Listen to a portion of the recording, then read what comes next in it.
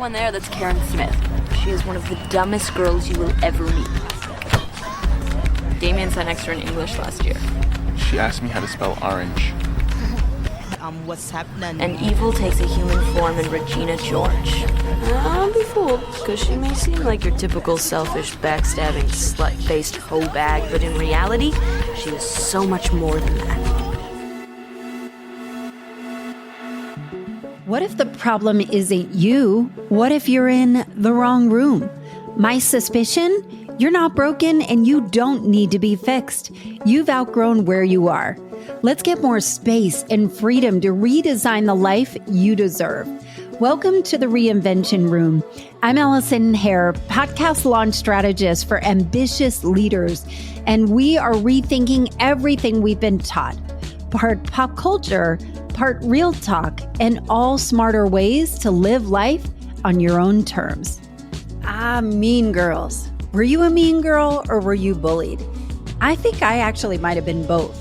You ever wonder what happens to mean girls? Do they stay jerks or do they grow up to be decent human beings? I know we talk a lot about women supporting other women, yet sometimes we can't help but cut each other down without even realizing it. And there is such a thing called as internalized misogyny. I know I'm using big words right out of the gates here, but it can creep in so insidiously. Like I think about sometimes when I'm scrolling through social media, and especially if I'm in a bad mood or it's that time of the month, and I'll be scrolling through social media and I'll see some other powerful woman celebrating another big milestone in her life. And what is my response? Fuck her. Ugh, I'm not proud of it, but I know we all do it sometimes. Today, I'm joined by Erin Gallagher, CEO and founder of Hype Women, which is an inclusive ecosystem of women supporting women in a very real way. She's also the author of the brand new book, Hype Women, Breaking Free from Mean Girls, Patriarchy, and Systems Silencing You. Erin, who was so moved by, I don't know if you remember this, but Jamie Lee Curtis and Michelle Yeoh were at an award ceremony. They were both up for the same award. Michelle Yeoh won, and Jamie Lee Curtis went bananas, excited for her peer and friend. Erin, who was so moved by Jamie Lee Curtis hyping Michelle Yeoh at this award ceremony, she posted about it, and it went so viral that Jamie Lee Curtis herself caught wind and talked about it everywhere, and they started collaborating together. They were talking about it on Today, The View, The Kelly Clarkson Show, and beyond. You might have even seen it yourself. Erin's work has been featured in over 15 global publications. She's built a fast-growing podcast and community, and now this book is about to be out in the world. And this conversation is so juicy. And honestly, I can't think of a better time in our culture to bring this conversation to you. You're going to feel so seen, so supported. We are going to pave a path back to each other and back to ourselves. Here is my chat with Erin Gallagher. Woo! I am hyped up. I'm hyped up because we have the ultimate hype woman, Erin Gallagher, on. Erin, welcome. Allison, I too am hyped up. I feel it, girl. Right? Hype is a lot of fun when you lean fully into it and you recognize that it is a verb. It requires action, and it can really fuel you in a lot of ways. So I'm so honored and thrilled to be here. October 14th, your first book, Hype Women, comes out. But where I really want to start is your promo on this is Mean Girls Are Fucked. They are. Turns out. Tell me more. Turns out on that date, they're fucked. Yeah.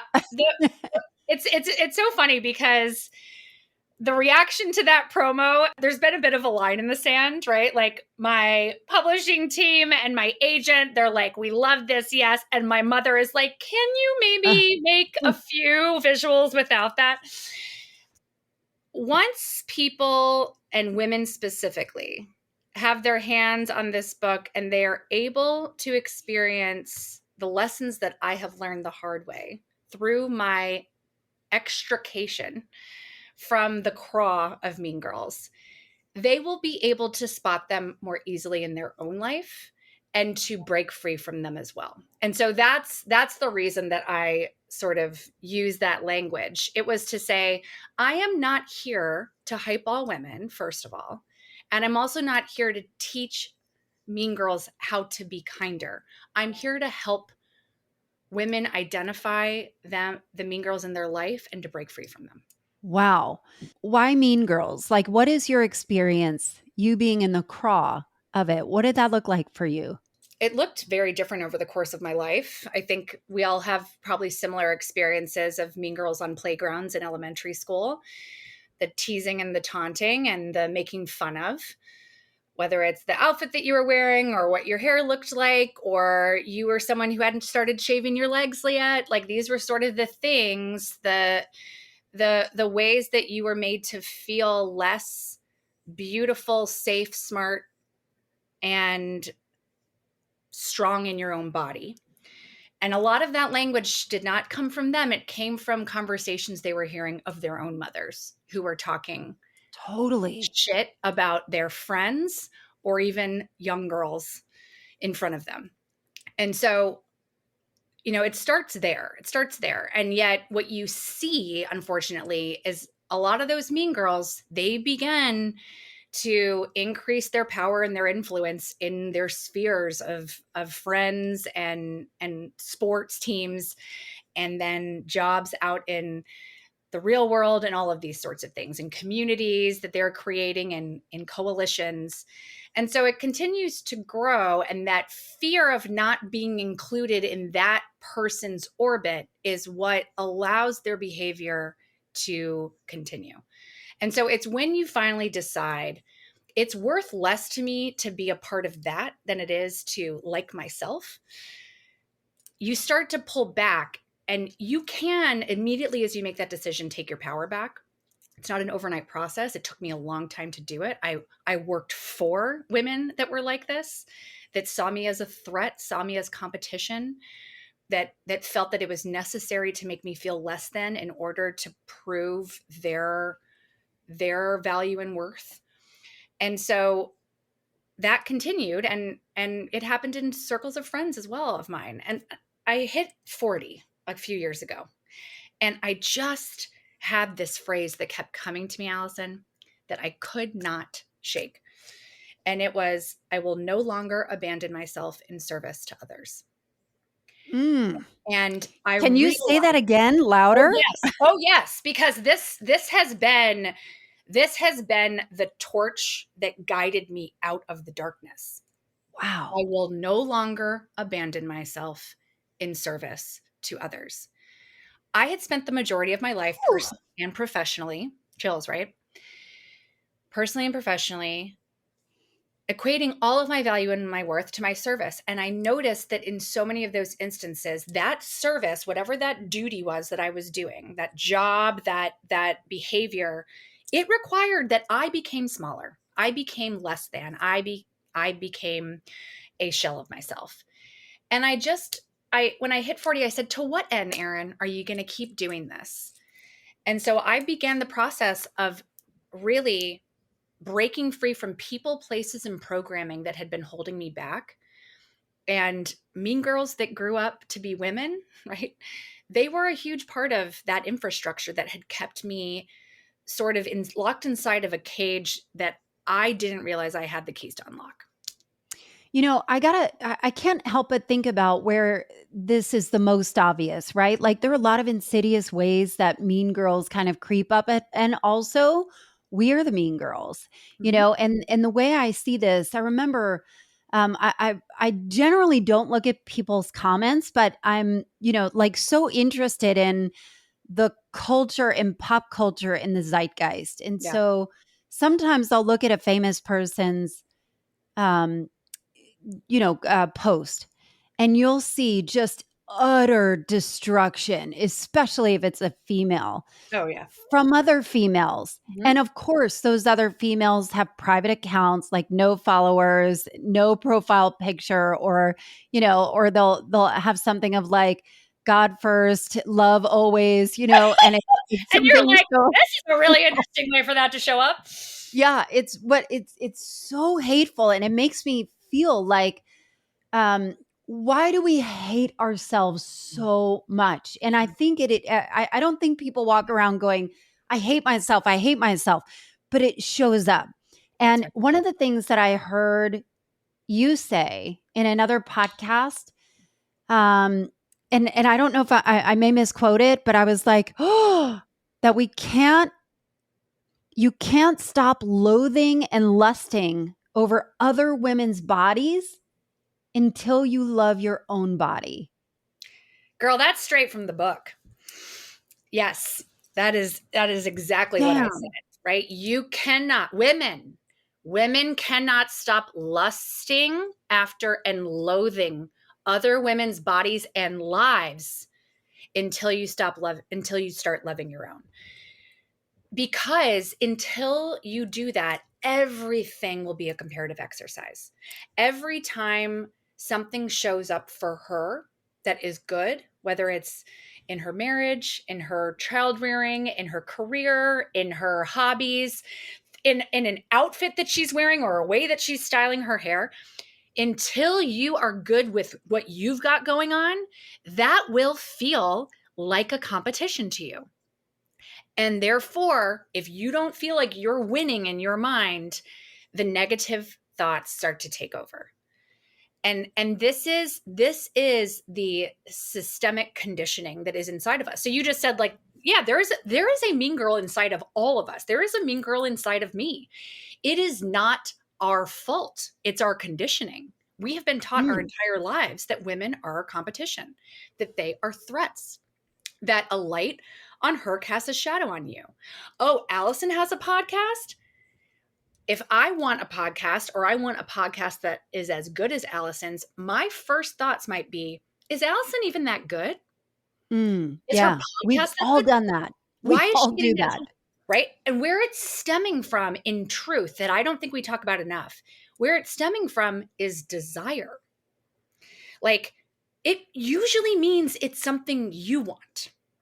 And so, if we started to look at that as the underlying feeling of some of these moments of jealousy, right? Jealousy is like when you want something someone else has.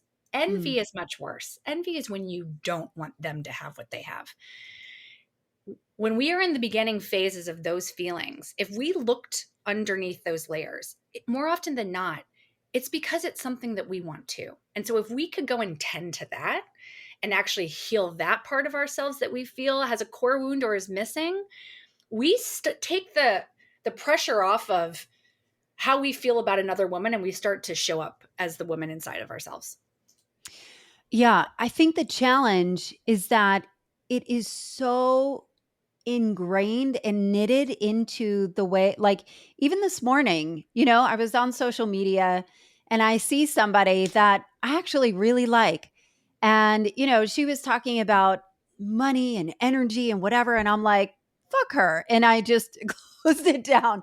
And Right? of course, I'm not going to comment about it, but it was something where where it was something of she didn't deserve that, right? But at the same time, I always know that when I'm in a place of jealousy or judgment, it is time to close down social media, that I need to plug in to myself, that I know that's not who I am to my core, but Yes. how it is being experienced. And so tell me about good girl conditioning. I know we all know what that is, but I'd love to hear it from you. Yeah, I want to talk about that. I want to just say one quick thing about what you just said, which happens to all of us.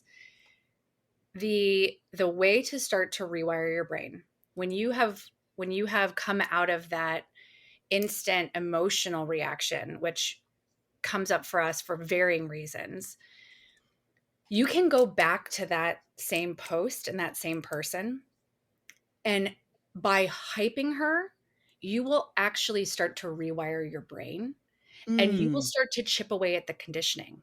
Because in that moment, how you felt was not based on necessarily what she was even doing. It was based on a lot of other totally. mitigating factors. But when you go back, when you are in a better place and you say, this is amazing, I'm so proud of you, you share it, you hype it, the endorphins that you get as a result, which is the opposite experience you were having with that cortisol pumping through your veins, will start to decondition you. So I encourage you to do that. This is how I am navigating my own journey of getting through those feelings that come up every day. The good girl conditioning that's in all of us says, you are here to do what you're told. You are here to serve. You have a job to do. Don't talk back. Don't ask hard questions. Don't make things difficult. And so I like to equate sort of my experience, especially in my career in corporate America, is that I was that good girl crawling caterpillar for 15 years. What do you mean a crawling caterpillar? What does that mean? So think about metamorphosis and this notion that we are all going to go through multiple transformations over the course of our lives because of age, because of life stages, because of choices that we've made, because of our own sort of self-awareness and healing and growth.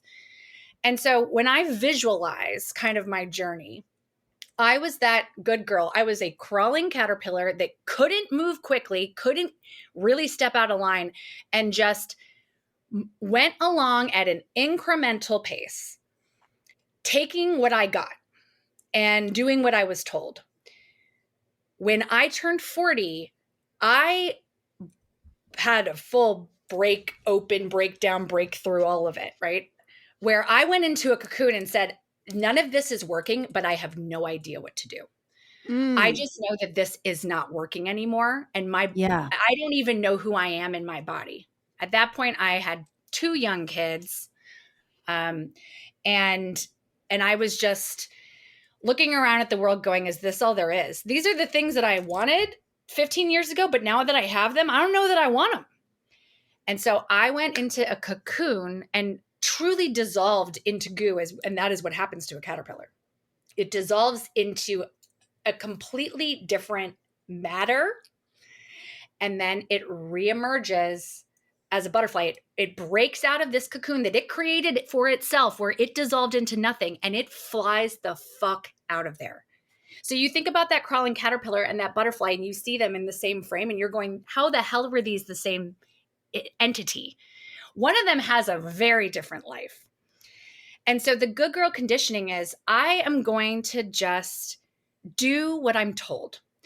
And I am not going to be disruptive, and I'm not going to cause any problems like that. You know, we're taught that if you ask hard questions, and if you say you want to do something differently, that's being problematic. Men are called innovative when they do it, but women are called problematic. And so I realized I'm definitely this good girl, but I am following rules in a game that's rigged against me. So I am never going to win if I keep playing this way. And so I decided I'm out. Hey, it's Allison. Thanks for listening. Quick break. I have something so exciting to announce that I created just for you. It's called What's Your Podcast Personality Type? It is a free quiz that helps you figure out your personality archetype that helps you shape your show for connection. And it's free because you know what? Podcasts are not one size fits all. Some of us are teachers, some are connectors, some are big vision storytellers. And once you know your type, the overwhelm kind of melts away. You'll see exactly how to structure your podcast to connect to the exact right audience. It only takes less than 2 minutes. It is freakishly accurate. I think of like the fun Cosmo quizzes too. And honestly, it's just fun. Go to AllisonHair.com/personality and find out which podcast personality type, lot of P's, you are. All right, back to the show. I think there's something to be said about growing up in the 90s, you know, like people that are over 40, and there was a lot of conflicting messages, especially when, you know, you look at our humor in the movies like Happy Gilmore and all of these Adam Sandler movies and things where you'd have like the goofy kind of befuddling guy, and there'd always be like a 2-dimensional blonde, pretty woman, thin, white, always. Yep. That was literally there to be pleasing. Yes. not any personality, very two-dimensional kind of thing. And that was it. And reflected in my own life, my mother was a stay-at-home mom of 6 kids. And she told me and my sisters, Allison, never rely on a man to make money. Always make your own, because she did not make those choices. And when my parents divorced when I was a teenager, um, she lived the rest of her life with poor chronic illness. And she ballooned. She got very, very, very, very, very overweight and really struggled with depression. And I looked at that and I'm like, I am never, ever going to let that happen to me. And it became so conditioned to me that I don't want a man to leave me. And by the way, I'm a teenager. I want to be so attractive that a man wouldn't want to leave me. And it was, there was so much conditioning in that. So much was cultural, right? Like you can do anything but be skinny and cook and clean and whatever. You can get those board seats, but not being a bitch. You've got to kind of do it in the patriarchal sense, right? Be pleasing to men. Don't piss off anybody. And I feel like my entire life was kind of built on, how can I construct the perfect woman? I'm moldable, I'm bold and I'm smart, and I'm just gonna outsmart everybody. And I think that's when things get crashing down, when you're trying to play in this very patriarchal system and you realize this doesn't feel good, and it starts to really impact who you are as well. Yeah. And now this is an episode where I'm interviewing myself. No, it's not. No, it's not. What you are calling out is what happens when the patriarchy, that system, is embedded in the infrastructure of the family system, which so many of us grew up with. We grew up with a family system that operated this way. Now, my parents got divorced when I was in second grade. And so I was raised by just my mom. So it's like I had different challenges of what it meant. I learned you don't need a man at all. That I grew up to be so independent, to never count on a man, that it has actually been difficult for me to be a good partner in my marriage. I mean, my husband and I are celebrating our 11th wedding anniversary. Congrats. 2 weeks. Thank you. And it's been a journey where I have expected, like, at any point, this whole thing could just go up in flames. So you might as well just do it all yourself anyway. Like, not counting on him has been detrimental to our marriage, because it didn't allow him to be a partner to me, and then not a partner to me in the raising of our children, when I continue to want to own the power of how things were done.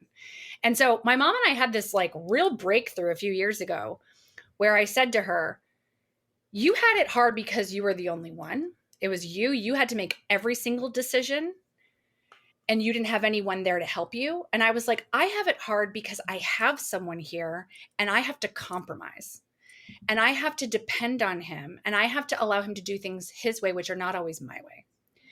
And so I was like, they're different challenges, but again, it's like we're teaching ourselves how to do these things that we were never shown. And finding some equilibrium where we are calibrating in this, like, I'm independent, but I also enjoy having a partner that I can count on. That's I think another challenge. That's one that I've had to really face. Yeah. And I think in both cases, it is that don't rely on a man. Don't rely on a man. Figure it out yourself.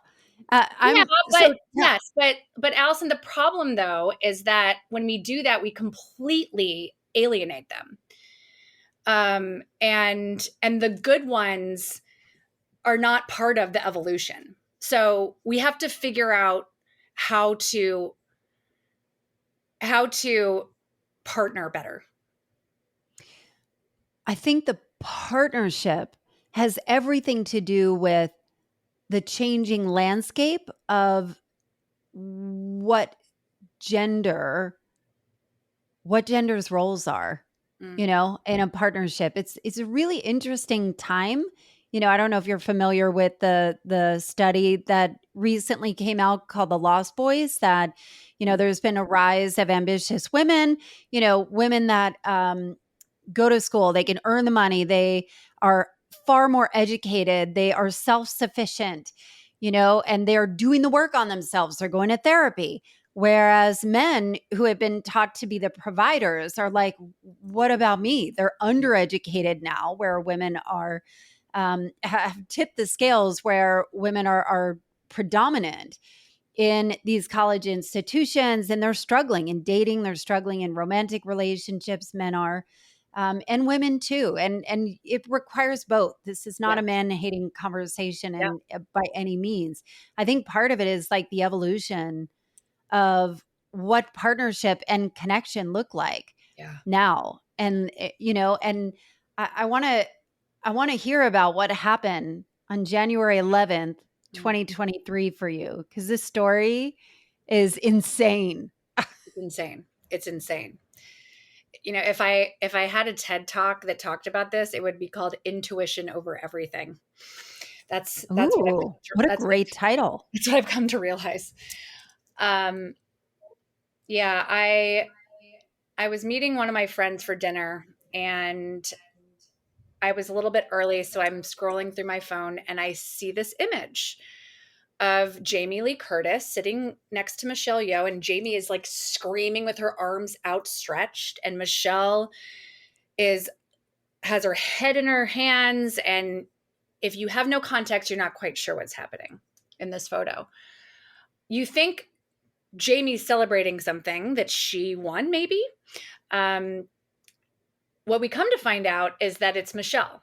Michelle was nominated for the first time in her 40 plus year career as a working actress, and she won.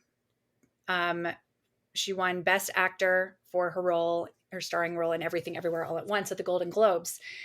And Jamie was celebrating Michelle's win as if it were her own. Yes, I remember that. And I saw this and I thought to myself, God, we don't see this very often. We definitely don't see it enough, but we don't see this very often. A woman celebrating another woman's success so unabashedly.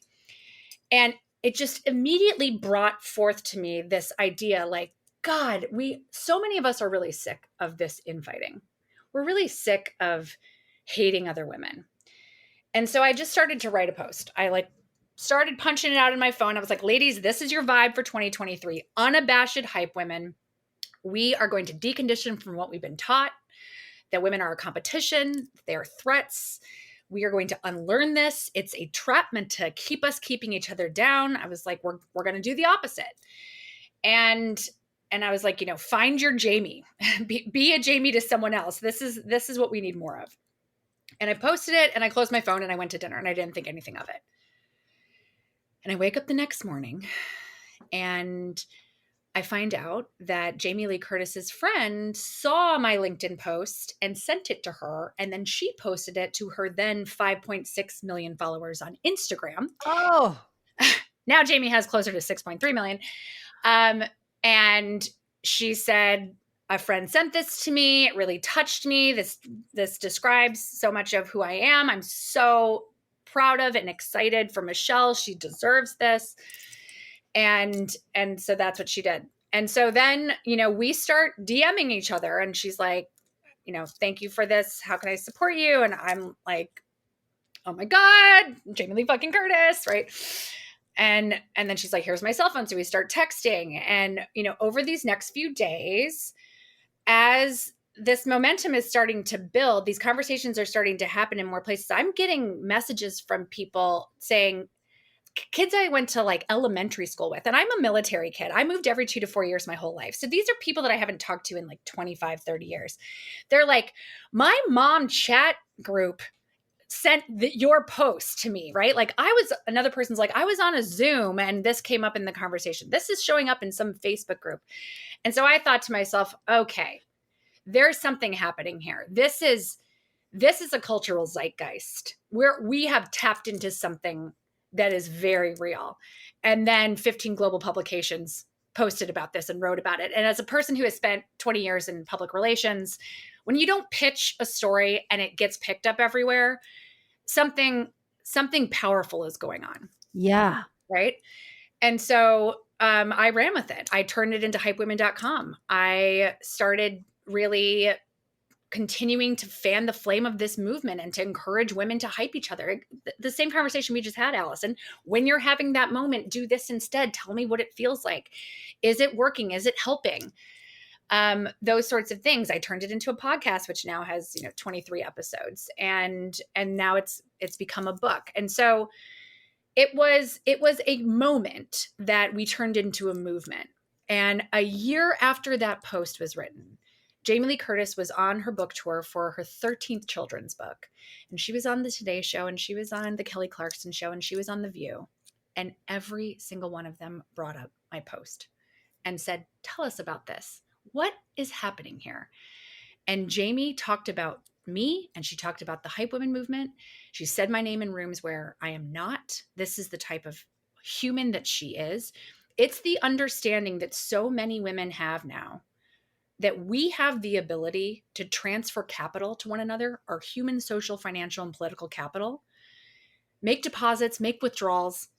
This is a new ecosystem that we are building that is separate from the patriarchal one that, by the way, is not really wanting us to play, right? Mm-hmm. We know there's less than 10% of women running Fortune 500 companies, right? Less than 2.3% VC funding. We're getting paid less. Like, that is not working. So we need to be doing things in a different, innovative way. And this is just a good example of that.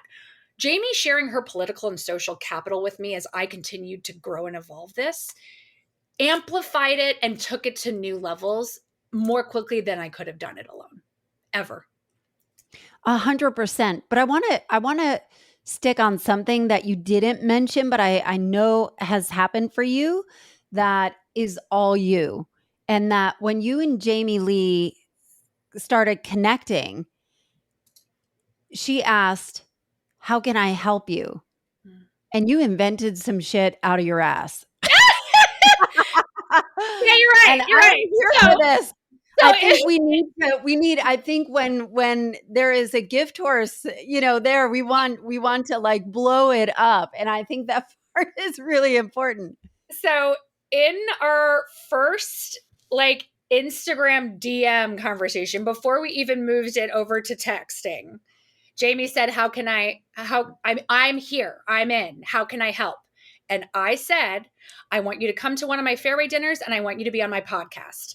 And Allison, I did not have a podcast, right? Nothing existed. And so what have I done since then? What have I done since that moment on January 12th, where Jamie said that to me and I made those asks? I created an event that was going to be much easier for her to participate in as a Oscar-winning actress who's incredibly busy. She's an activist. She is constantly pouring into others. So I made sure that this was as easy and as doable as possible with understanding that she might not be able to come. And when I would spend 100 days working on Kamala Harris's campaign, and I was hosting Hype Women for Harris events, I hosted one at one of her best friend's restaurants in LA, Dear Jane's. And we had a brunch there because Jamie prefers to do things in the morning and midday. She's not really an evening girl. She wants to be home, right? And so I made sure that I met her where she was to create the greatest possibility that we could be in person. And she came to that event. And so, 2.5 years after that first post, Jamie and I were together in person, and it was magical. There's nothing like being together with someone that you admire and that you have built something powerful with. And then, yes, I created a podcast, right? I think that part is so insane to me that you didn't have it, but you thought quickly on your feet. And I love that you knew that this was a lightning in the bottle moment, that you were like, how do I blow this up? Yes. What I think is interesting, Erin, and I'd be curious about your take on this. Back in like 2016, 2015, you could post something and it go viral and you could make a business out of it. That Mm. is no longer the case, generally speaking, but people are looking for that thing to go viral that all of a sudden their life will unfold for Mhm. them. I'm curious about what you see in the trends of being somebody that, obviously through your own heart and the intuition over everything. But a lot of people are also chasing the virality Yeah. kind of piece of this, but maybe not. A lot of times the viral thing is like something really dumb. You know what I Mhm. mean? Like Oh, an for sure. unboxing For sure. video. Right. Yeah. Yes, absolutely. Sometimes it's like, wow, this thing that everyone's talking about, I have no heart for, but I feel the need to be involved so that I can be a part of the conversation. That is a choice that some people make, and it's a choice that I've made in the past. Absolutely. I think where I am now, where this moment came from, this was something that I had been building for a long time. Yeah. I had been doing this work and laying the groundwork, planting the seeds in field after field after field after field.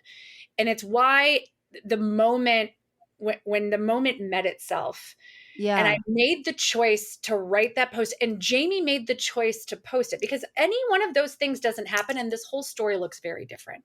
Totally. I see the picture of her and I keep scrolling. And I never write it. None of this ever happens, right?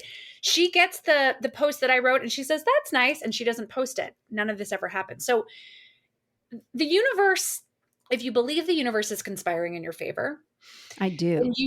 then you do what your intuition is telling you what to do. And then you know that a lot of it is out of your control and it will go where it may. And so I think for me, like this was possible because I had been building this. I had my own business, Ella, that was focused on women and accelerating women into positions of power to influence and bringing us together to put more money in each other's pockets and to transfer our human, social, financial, and political capital. I've been doing these things. And so the tweak of this name and branding was a like slight adjustment versus if all of a sudden I decided, you know what, I'm gonna make monster trucks. That's Yeah. my thing. Like that's like a left turn. Don't know where that comes from. It's much harder to do. So for something to like hit, it requires a cultural zeitgeist. It requires that you are saying something at a moment where it matters and that other people feel and see the authenticity of it. When you're thinking about authenticity, you had said something in another interview that kind of stood out to me. And it was about telling the truth on LinkedIn. Mm. And the reason why that specifically stood out to me, my background is in corporate sales. So, for 23 years, I worked for DocuSign, Salesforce, ADP. And I've had my podcast while I was working in corporate, but because I had clients and an employer, there was only so much you can say of the truth. And not that I was Yeah. going to be on there blasting, I'm not the person that is denigrating Mhm. other people. You know what I mean? But because we are in such a divisive time, as I have left corporate America, and like there has been such a long deconditioning where Mm. I'm constantly going through the lens of what are people going to think, what are they're going to judge. People that maybe didn't vote the way I voted Yeah. are going to know, and then they're not going to want to do business with me. And Mm. it's so much bullshit Mm. that we have to go through to not tell the truth. And you had talked about your employer thought that you on LinkedIn was more of like you being vulnerable was the liability Yeah. Oh yeah. thought. Yes. Absolutely. I was seen as an extension of the brand, and anything that could potentially be misconstrued by any of our clients in whatever capacity or way they see the world should not be said. That's a surefire recipe to say a whole hell lot of nothing. And so I was never going to do well inside of a system like that. It's why I left corporate America. But even when I started my first company with 2 other women, we took a lot of that baggage with us. And that same message came at me, even in a time when I was a founding partner and a owner of my own company. I was told your vulnerability publicly is a liability. And I had to just come to a place where I said, for how long am I going to let other people tell me that my experience didn't happen? And to tell me that my intuition is wrong, and to tell me that that's not what they meant. Right? This is the death by a thousand cuts that women experience over the course of their lives, where we are constantly told that our experience didn't happen. We're questioned, and or our interpretation of something was wrong. Well, when you do that enough times, you fully stop trusting yourself, because you're told over and over again that you're wrong. Wow. You fully stop trusting yourself.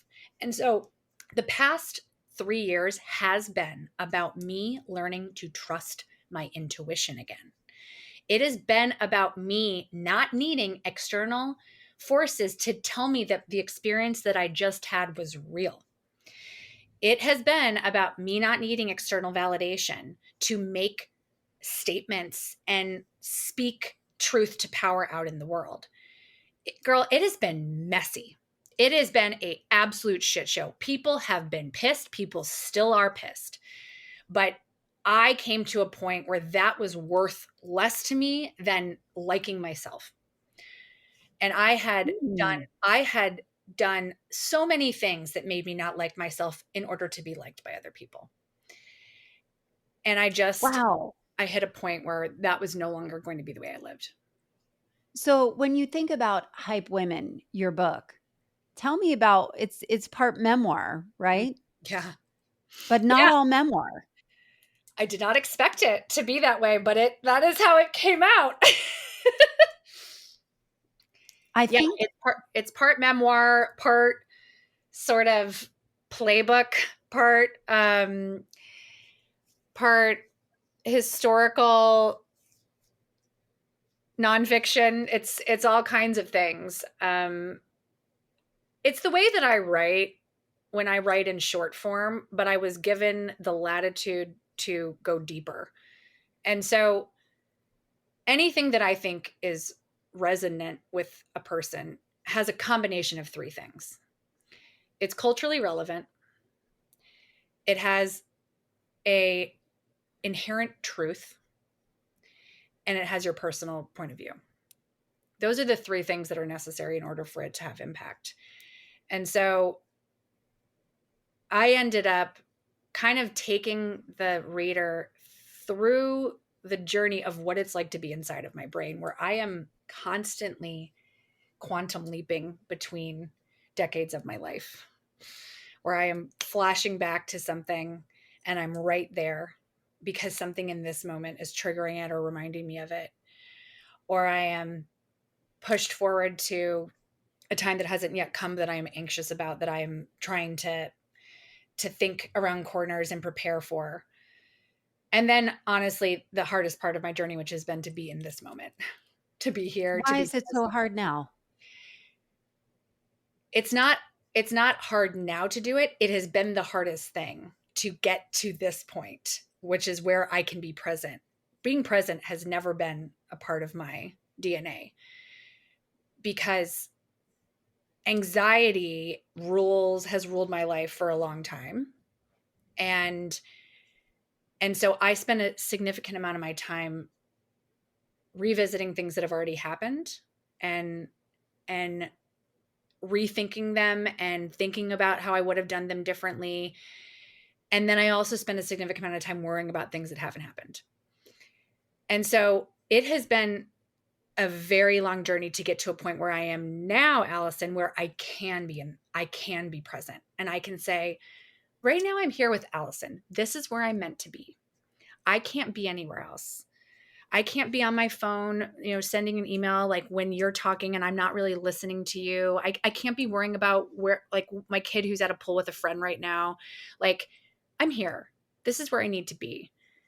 And that requires incredible intention and also a belief that you are worthy of your own time.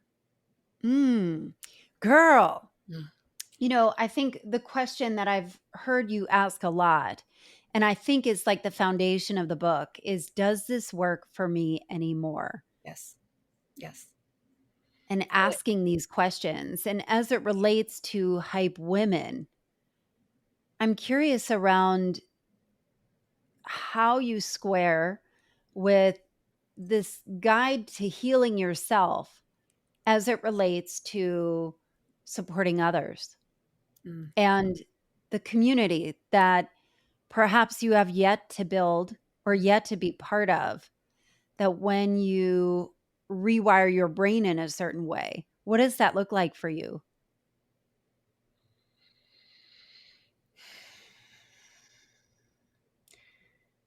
The main mechanism necessary in order to participate in any of those things is to release control. And that has been Sorry, a, control freaks, myself included. it's been a rude awakening, right? Have control Rude. has kept me safe. Control has kept me alive. Having control over everything, or so I thought, got me to where I am and it has gotten me everything that I have. That's the narrative that I have Yeah. told myself about control. It feels betrayal that you have so much, yet it doesn't feel like it's enough. Because it's never going to be, because the whole thing's a farce. We don't have control over almost anything. We think we do. The only thing we can control is the actions that we take or don't take, the way that we perceive or don't perceive something, right? Our thoughts and our actions are the only thing that we have control over. How everyone in the world interacts or doesn't, responds to, triggers, that is all on them. And no amount of preparedness and strategizing can change every single move of another person. And so it is a thankless, never-ending job. What I finally realized was, while I thought control was protecting me, it was actually keeping me from a lot of good. It was acting as a block from all of these good things that were trying to come to me, that I had my hands gripping tightly around. When I started to release that and to actually be in a place where I could receive, okay, that's a totally different vibe. Receiving is vulnerable. It Yeah, is, right? Because if you're you're tight right. and you're controlled and you know everything that's going to happen every given moment, receiving is not on the docket. But receiving is what you are also owed in this lifetime, especially when you've put good karma out into the world. And so I have had to really start to define my relationship with control and to recognize how much of it I need to let go of. I think it always comes back to the most simple things, doesn't it? Like get good sleep, eat right, be present, be still, release control, and Right. then receive. It's so simple, yet everything that we've been taught is complete opposite of the hustle culture of hold on, control. I think it is such an unlearning that we're doing, and that I'm so grateful to you, Erin, for standing up so boldly and writing this amazing book. And I can't wait to get it in the hands of people that are listening now and to shout out about it and to hype it up. Because I think you're right. And the more we talk about it, the easier it is, right? To just remind these little invitations. How can people buy the book? How can people find you, Erin? you can pre-order through October 13th, anywhere that you prefer to buy your books. And on hypewomen.com, I have links to 8 or 9 of those retailers, but really anywhere that you buy books, you can do it now. And you can follow along with my journey of this newfound experience of launching a book into the world on Instagram. I'm a little bit on LinkedIn, but I've really left it as my primary content publishing platform. I'm over on Substack now, but those are the places you can find me. I love it. Well, thank you so much, Erin, and I'm gonna hype you up. Thank you, Allison. I appreciate Watch you. out, mean girls. You're fucked. You're fucked. Fuck, girls. That was Erin Gallagher, movement builder, CEO, and now author of Hype Women. Her book, Hype Women, is available October 14th wherever you get books. Go to hypewomen.com for links to retailers, events, extras, and follow Erin on Instagram and Substack. She is fantastic. Of course, I will have everything in the show notes. And I'm wondering, who is someone you love to celebrate? Let's hype them up and share this episode right now. This is how we continue changing the way we show up for each other and the way we show up for ourselves. And speaking of hyping yourself, what's your next project? Have you been considering a podcast to fuel the growth of your own personal brand, whether it's books, speaking, consulting, coaching, being out in the world, your own thought leadership, your own way to make an impact?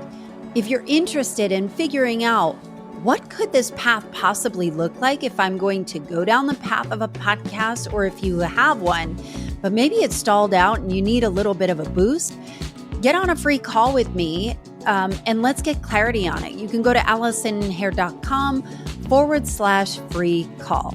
As always, thanks for listening and hanging out with me in the Reinvention Room. If you liked today's episode, there are several ways to support the show. I produce this show myself, so it helps me continue to make it. First, please rate and review the show on the platform where you listen, and consider sharing this episode with a friend or 5. That's how it grows, by sharing these ideas. Second, please sign up for my email where I send out a short personal note to you every week, and always with a sprinkle of snark and some best finds. You can sign up at AllisonHare.com/email. As always, thanks for listening and hanging out with me in the Reinvention Room.